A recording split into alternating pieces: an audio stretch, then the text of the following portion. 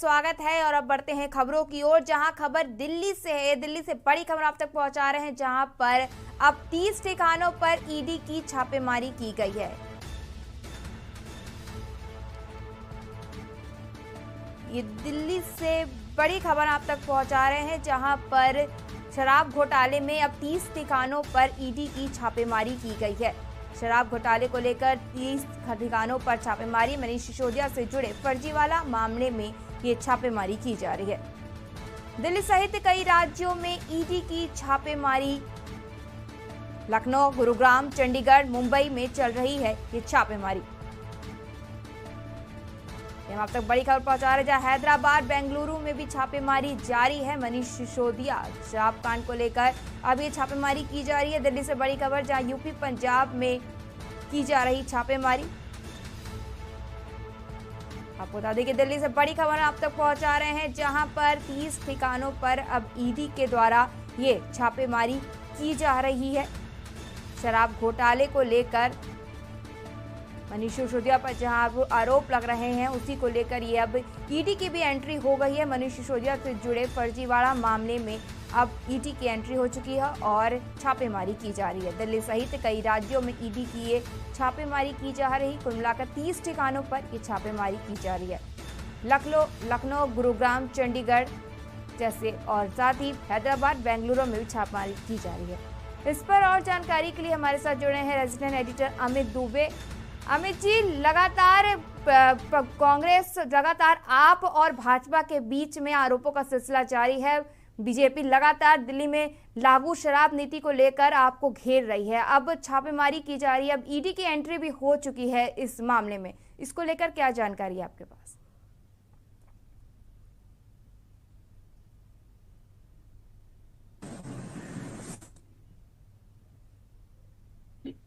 जी बिल्कुल, देखिए सबसे बड़ी चीज अगर हम बात करें कि भले ही सीबीआई, पहले हम सीबीआई की अगर बात करें तो पहले सीबीआई की एंट्री हुई थी और सीबीआई के बाद फिर अब ईडी की एंट्री हुई है।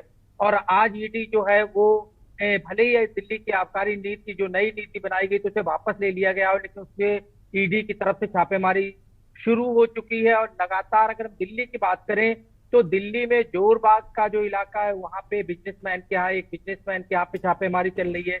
इसके अलावा कई राज्य, दिल्ली की बात करें, पंजाब की बात करें, हरियाणा की बात करें, तेलंगाना की बात करें, तमाम ऐसी जगह हैं जहां पे ईडी जो है वो लगातार छापेमारी कर रही है। और एक साथ इन सभी ठिकानों पे छापेमारी की गई है। कहा यह जा रहा है कि ये जो कारोबारी और ये जो लोग हैं, ये कहीं ना कहीं इनके तार जो है वो दिल्ली की जो नई आबकारी नीति थी उससे जुड़े हुए हैं, मनीष सिसोदिया से जुड़े हुए हैं। तो जाहिर तौर पे इसे लेके अभी जो है वो ईडी अपनी कार्रवाई कर रही है। छापेमारी में क्या कुछ निकलता है वो देखना होगा।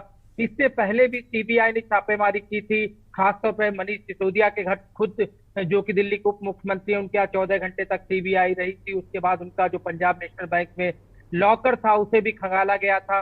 लेकिन उसके बाद ईडी की एंट्री अब हुई है।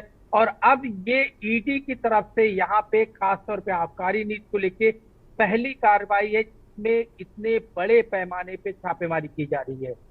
जी, अगर इस छापेमारी की बात की जाए तो कहा जा रहा है कि कुल मिला के 30 ठिकानों पर ये छापेमारी की जा रही है। और पंजाब में भी भाजपा हमेशा से लेके आपको, कांग्रेस को, आपको इस मामले पर, शराब नीति को लेकर घेर रही है। तो अभी तक सीबीआई के द्वारा भी इस पर एंट्री हो चुकी है, सीबीआई के द्वारा भी छापेमारी की जा चुकी है। उन सब चीजों में क्या निकलकर सामने आया है?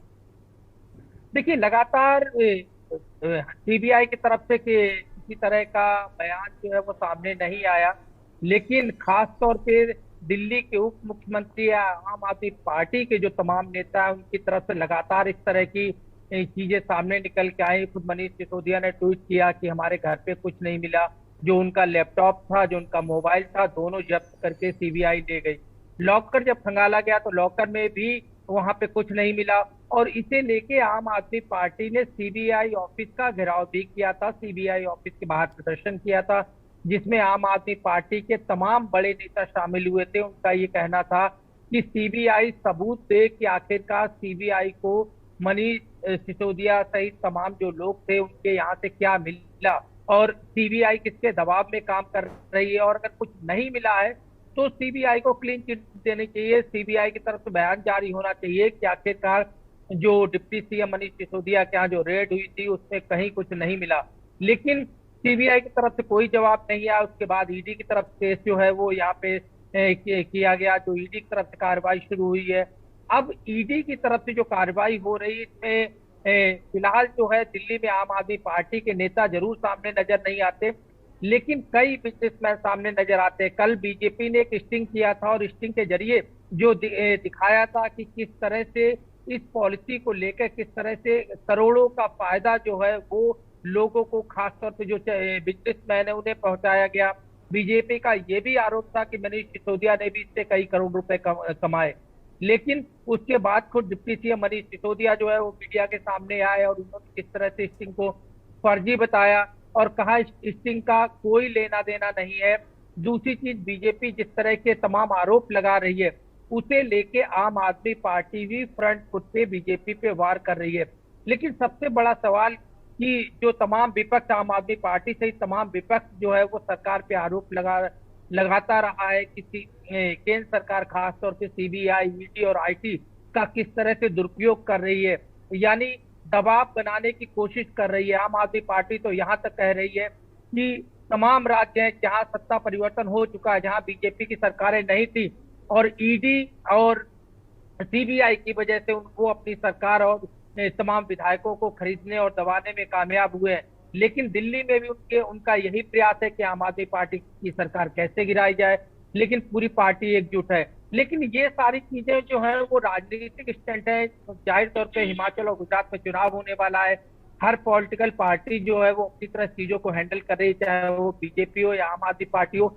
लेकिन सबसे बड़ी चीज जो यहाँ पे निकल के आती है कि आज की जो ईडी की छापेमारी है उसमें आखिरकार जो 30 से ज्यादा ठिकानों पे छापेमारी हो रही है, कई राज्य जिनकी मैं लगातार बात कर रहा हूँ, चाहे वो दिल्ली हो, उत्तर प्रदेश हो, पंजाब हो, हरियाणा हो, तेलंगाना हो, महाराष्ट्र हो, तो इन तमाम राज्यों में जो छापेमारी ईडी की हो रही है, आखिरकार इसमें ईडी को किस तरह के सबूत मिलते हैं, क्या कुछ मिलता है, देखना होगा।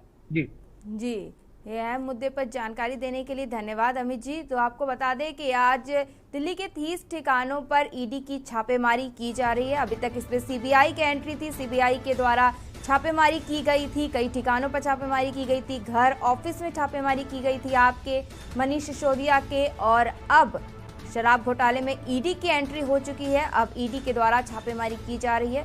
आपको मिला दें कि कुल 30 ठिकानों पर ईडी के द्वारा ये छापेमारी की जा रही है।